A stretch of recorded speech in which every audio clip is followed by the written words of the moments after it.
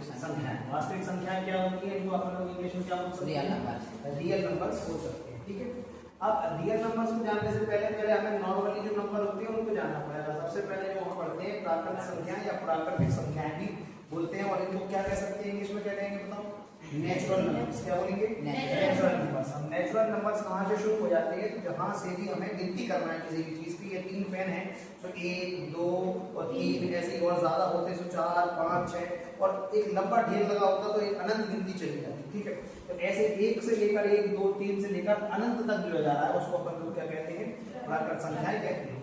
अब अगर हम प्राकृत संख्याओं के ग्रुप में एक शून्य को भी शामिल कर दें, ये अलग से रंग से दिखाई दे रहा है क्या, शून्य। तो जब हम प्राकृत संख्याओं के एक समूह में किसको शामिल कर देते हैं, शून्य को शामिल कर देते हैं, तो ये पूर्ण संख्याएं बन जाती हैं। क्या बनती हैं, पूर्ण संख्याएं, जिनको अंग्रेजी में क्या कहा जाएगा बताओ, होल नंबर्स। क्या कहेंगे, होल नंबर्स कहेंगे। पूर्ण संख्याएं कहां से शुरू होंगी, बोलिए मुझे, 0 से 1 2 3 से लेकर कहां तक जाती है, अनंत तक जाती हैं। इसके बाद हमारी पूर्णांक संख्याएं, जिनको इंटीजर्स भी बोलते हैं। क्या बोलते हैं, इंटीजर्स, कि जो माइनस अनंत से चली जाती है, यानी कोई चीज माइनस में लंबी दूरी से आ रही है, माइनस करोड़ों से लेकर धीरे धीरे आते आते आते आते -4, फिर -3, फिर -2, फिर -1, फिर शून्य पे आ गई। अब यहाँ से बढ़ना शुरू होती है, ये यहाँ से भी प्लस ही हो रही है, क्योंकि माइनस से जितना नंबर ऐसा नीचे आता जाएगा दरअसल वो प्लस होता है। अब 0 आगे 1 2 3 4 से लेके कहां तक जा रही है, अनंत तक जा रही है। तो ये अपनी कौन सी वाली हो गई, ये हो गई हमारी कौन सी, पूर्णांक संख्याएं। इसके बाद आती है परिमेय संख्याएं। परिमेय संख्याओं की परिभाषा हम जानते हैं कि जिनको अंश बटा हर के रूप में लिख सकते हैं। अब कई बार कई लोग क्या बोलते हैं, उस अंश बटा हर को p बटा q भी लिख सकते हैं।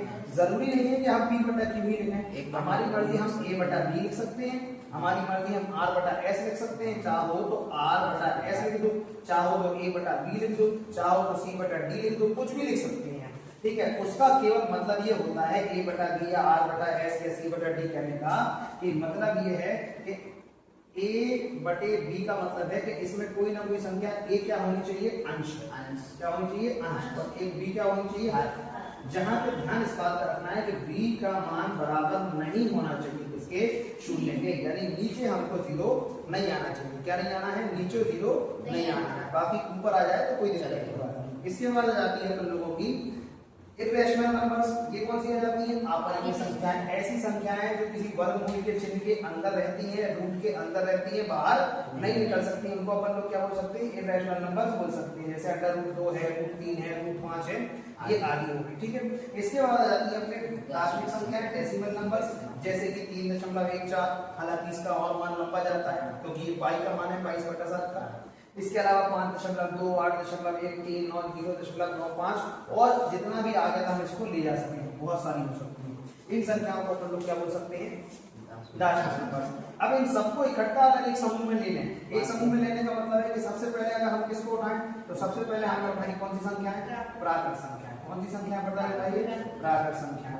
इसके बाद हमने कौन सी उठाई, उसके बाद पूर्ण उठा लेते हैं, फिर कौन सी उठा लेते हैं, पूर्णांक उठा लेते हैं, फिर कौन सी आती है अपनी परिमेय, कौन सी आती है परिमेय, फिर कौन सी आती है अपरिमेय आती है, उसके बाद कौन सी आती है दार्शनिक, यानी कि दशमलव वाली संख्याएं आती है। समझ में आया, अपरिमेय यानी दार्शनिक यानी दशमलव वाली संख्याएं आती है। तो इन सब के आ जाने के बाद अगर इनको हम फाइनल में एक नाम दिया जाए तो इनको फाइनल नाम ही बोला जाता है, आपका वास्तविक संख्याएं बोला जाता है। ठीक है, बोलो क्या नाम आएगा इनका, वास्तविक संख्याएं नाम आएगा, क्योंकि हमारे पहले चैप्टर का नाम है कक्षा 10वीं की गणित का कि वास्तविक संख्याएं क्या होती हैं या रियल नंबर्स क्या है।